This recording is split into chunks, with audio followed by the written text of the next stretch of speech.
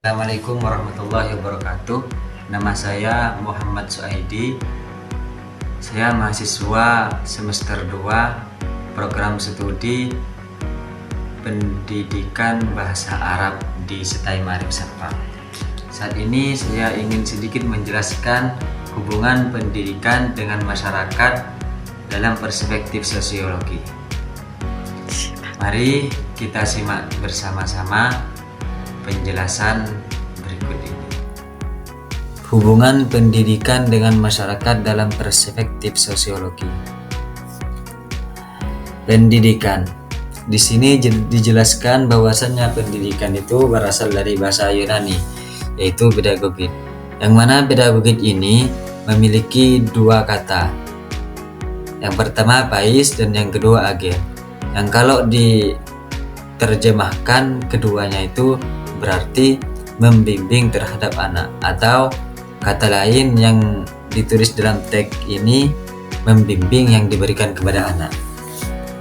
Menurut Undang-Undang Republik Indonesia Nomor 20 Tahun 2003 menyebutkan bahwa pendidikan ialah usaha dasar dan terencana untuk mewujudkan suasana belajar dan proses pembelajaran agar peserta didik secara aktif mengembangkan potensi dirinya untuk memiliki kekuatan spiritual keagamaan.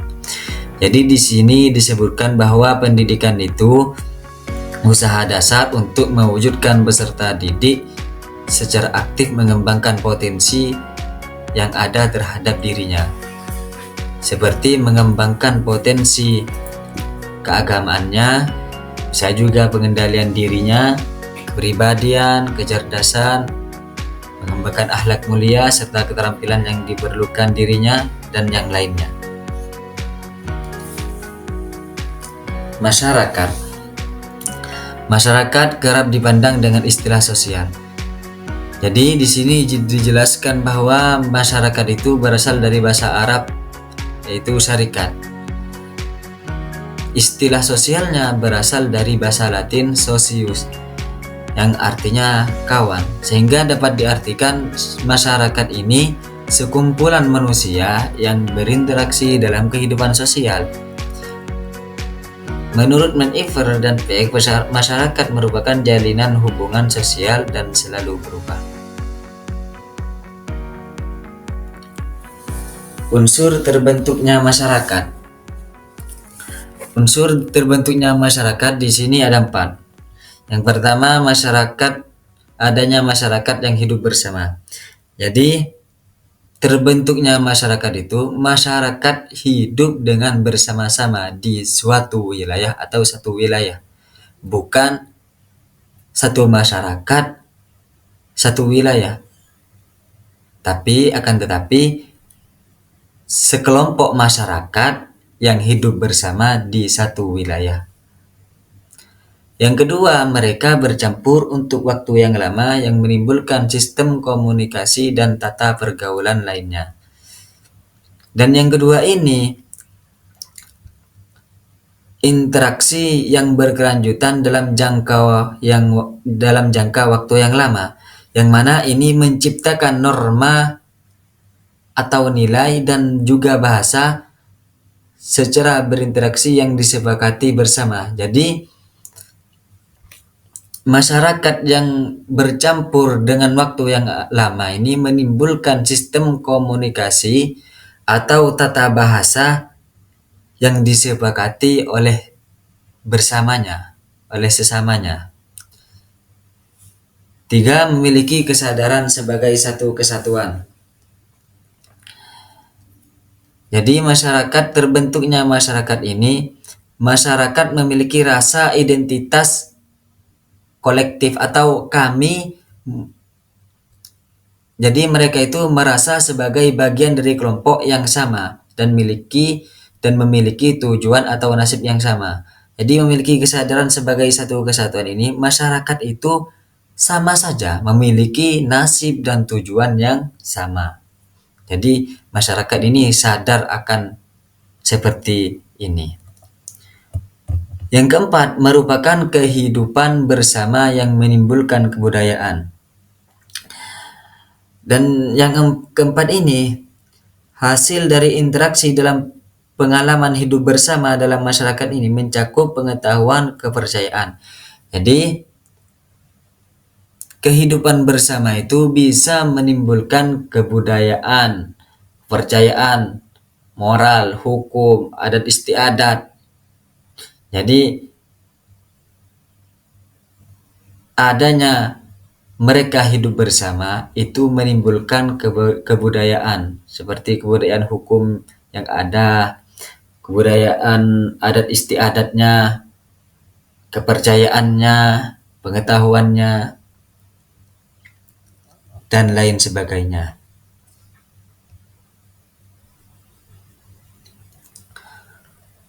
Hubungan sekolah dan masyarakat dalam perspektif sosiologi. Hubungan sekolah dan masyarakat ini dalam perspektif sosiologi ada 3. Yang pertama, hubungan edukatif. Hubungan edukatif ini berfokus pada peran masyarakat dalam mendukung proses pendidikan di sekolah. Contohnya, partisipasi orang tua dalam kegiatan belajar mengajar, atau juga sumbangan buku, fasilitas, serta kerjasama antara sekolah dan institusi lain untuk meningkatkan kualitas pendidikan siswa. Dan yang kedua, hubungan kultural. Hubungan kultural ini menekankan bagaimana sekolah dan masyarakat saling memengaruhi dalam hal nilai, norma, dan budaya.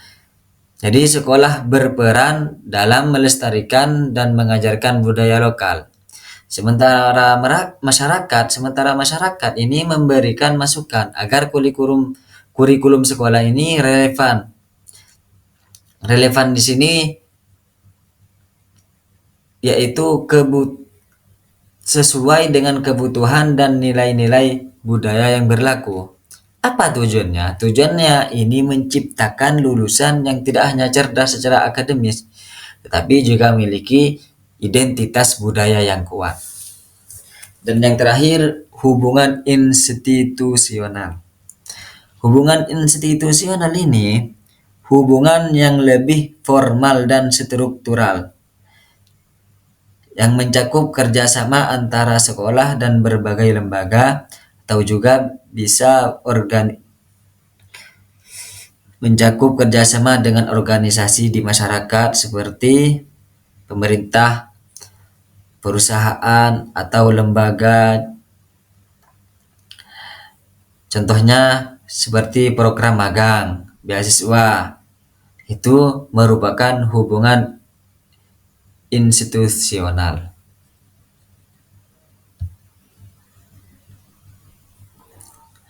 Permasalahan dan solusi dalam permasalahan hubungan pendidikan dengan masyarakat dan perspektif sosiologi. Permasalahan masalah pemerataan pendidikan. Dan yang kedua, masalah mutu, relevansi, dan efisiensi pendidikan. Contoh dari masalah pemerataan pendidikan ini seperti disebabkan adanya biaya pendidikan yang mahal, itu termasuk masalah pemerataan. Atau sulit akses pendidikan, sulit akses ke sekolah di daerah terpencil, itu juga termasuk masalah pemerataan pendidikan. Dan yang kedua, masalah mutu, relevansi, dan efisiensi pendidikan. Masalah mutu ini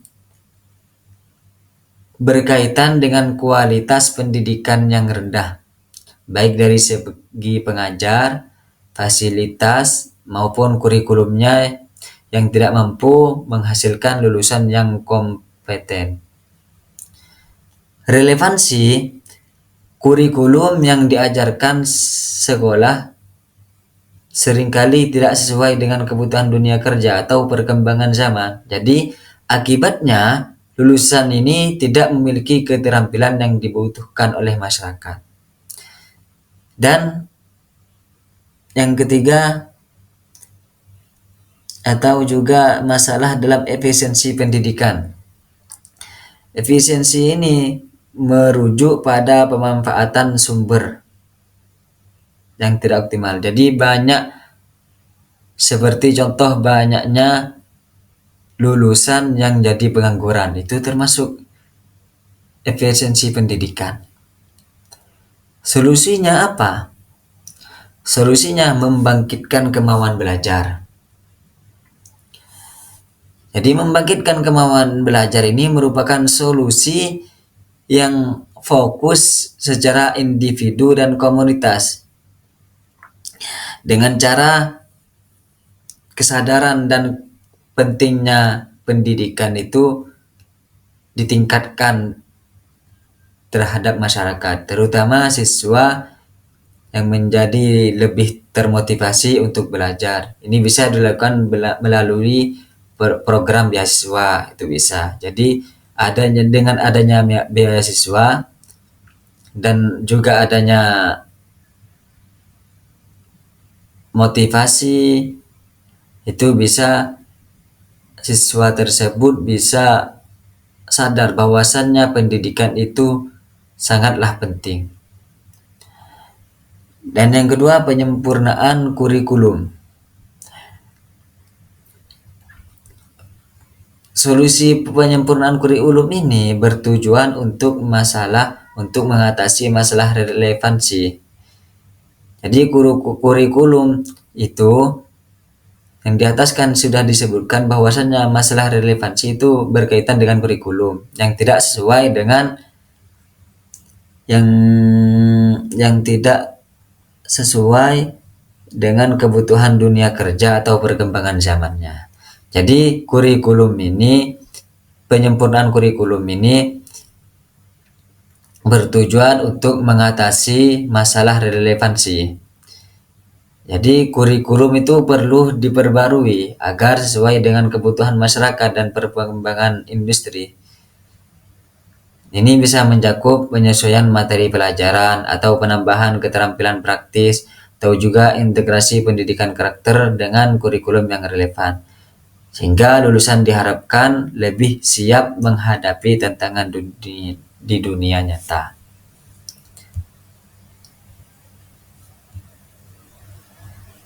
Sekian, terima kasih dari saya. Wassalamualaikum warahmatullahi wabarakatuh.